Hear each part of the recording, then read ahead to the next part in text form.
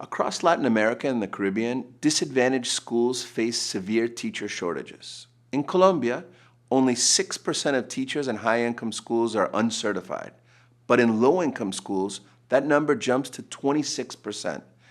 This pattern repeats across the region. Our most vulnerable students consistently lack qualified teachers. Governments have recognized this challenge. To attract certified teachers to hard-to-staff schools, they've offered salary increases to compensate for more difficult working conditions. Recent analyses show that these monetary incentives work.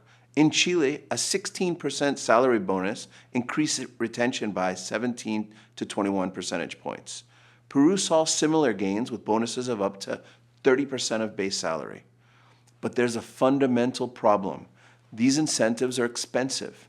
At 16 to 30% of base salaries, the fiscal burden becomes unsustainable for most education systems. Rio de Janeiro's government approached us with this exact dilemma. They needed a cost-effective alternative. In SCL, we began exploring how to incorporate behavioral economics into our knowledge and technical assistance agenda.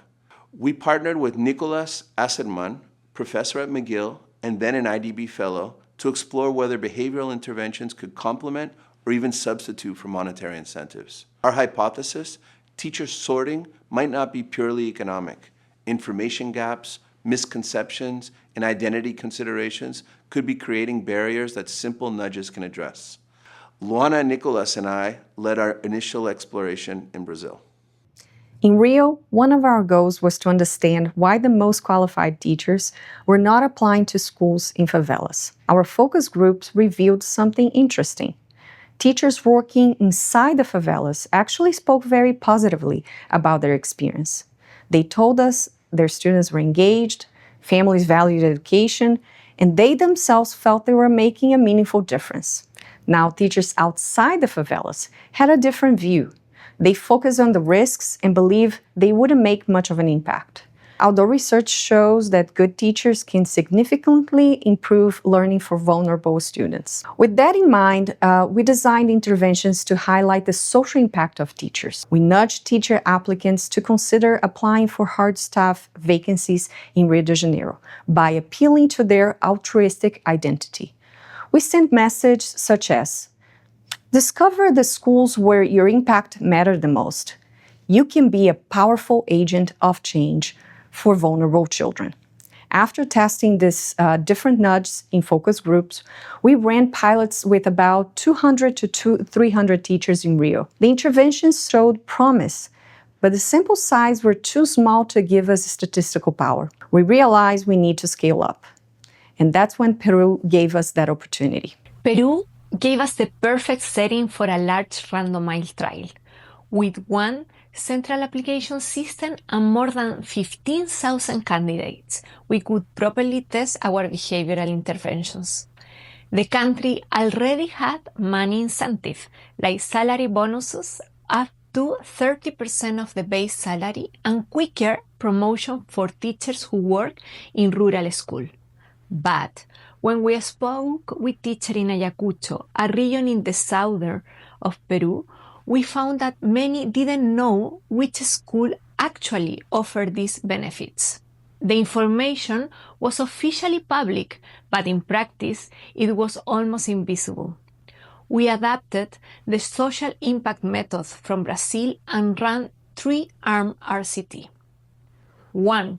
Identity treatment. Message like, be the teacher driving change. 2. Extrinsic treatment. Clean incentive info. This school offers 500 soles extra per month. And the control group, neutral messages. We share these treatments through text messages, short online reflection, and pop-up on the platform.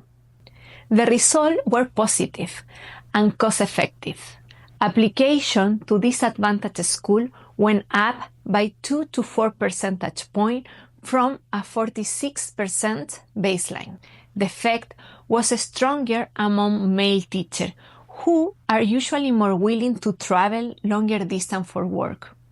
The cost was very low, about $13 extra per teacher attracted to hard-to-staff school. Identity message work especially well with high-performer teachers, while simplified money information had good effect across most groups. More recently, Ecuador adapted our approach and found even larger application effects.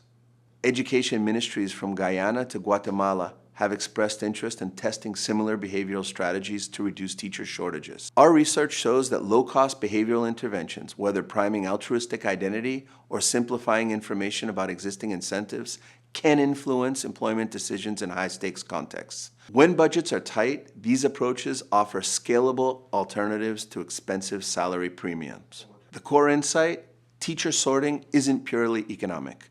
By addressing psychological frictions and information gaps, we can make progress toward educational equity at a fraction of the traditional cost.